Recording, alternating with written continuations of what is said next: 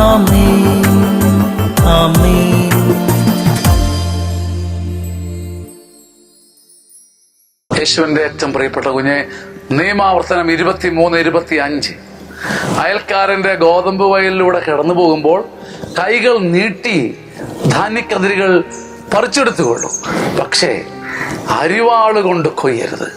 ഒരു പക്ഷേ നിന്റെ ചെറിയ നോട്ടപ്പിശകുകളോ കുറവുകളോ നിമിത്തം അയൽക്കാരനെ നീ അറിയാതെ ചില ഭാരങ്ങളൊക്കെ വന്നേക്കാം. മനസ്സറിഞ്ഞ് കാട്ടുപോത്തിനെ പോലെ നീ വെട്ടി നശിപ്പിക്കരുത് കുഞ്ഞെ.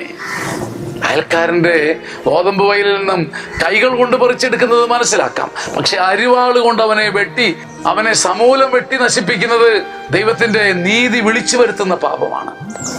മനസ്സറിയാതെ അറിവ് കുറവ് കൊണ്ട് അയൽക്കാരനോ വീടിനോ പരിസരത്തിനോ പറമ്പിനോ ഒക്കെ ചെറിയ നഷ്ടങ്ങൾ വന്നു. കർത്താവ് പറയുന്നു, നീ മനഃപൂർവ്വം അരിവാള് വീശരുത്. ആമേൻ ആമേൻ ആമേൻ.